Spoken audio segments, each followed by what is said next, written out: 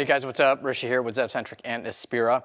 This is going to be a quick tutorial on how to install your Aspira studded spacers on your Tesla Model 3 or Model Y.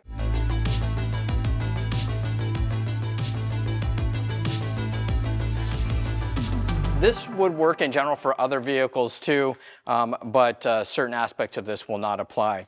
So let's just say this is specific to the 3 and the Y. First thing you're going to want to do, this is a brand new vehicle here, it's a 2026 Highland Performance, you'll see this 10mm retaining bolt. This retaining bolt can impede on the clearance behind this stud here, so you'll want to remove that 10mm retaining bolt. This is really used for assembly time when they have this thing up on the assembly line. It helps to make sure that the rotor doesn't fall off before they install this caliper, but since the caliper is there, this rotor cannot come off, you know? So we're gonna do that, and then we're gonna go ahead, take your spacer, you're gonna slide this on over there, and I do it this way, just, you know, I'll go ahead and just zip these off. You can do this before, you can do this after. Zip these off.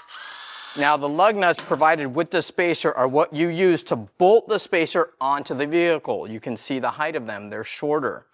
The OEM lug nut is what you will use to bolt the actual wheel onto the spacer. So this touches the wheel, just like factory, and this touches the spacer as is provided.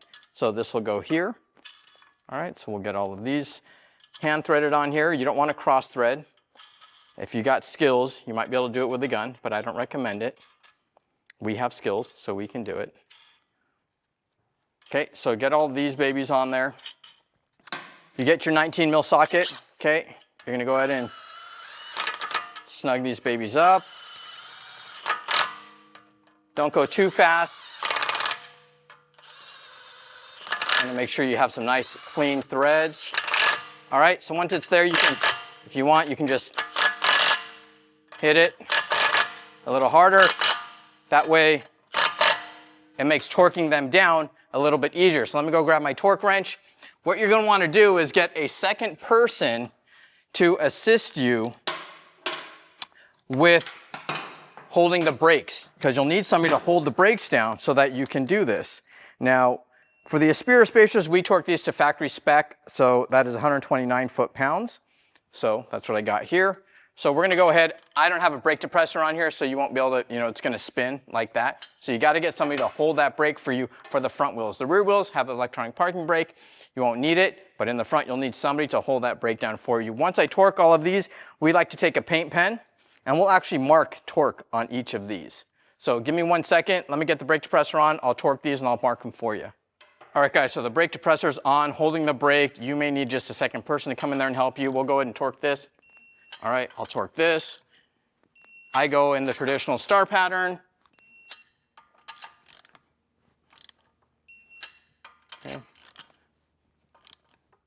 Last one, and we'll go one more time. Just do a double check on the pass. Okay, that's all done. And we'll go ahead and grab the paint pen. I grab a paint pen here, and we'll mark torque. Okay, we'll mark torque.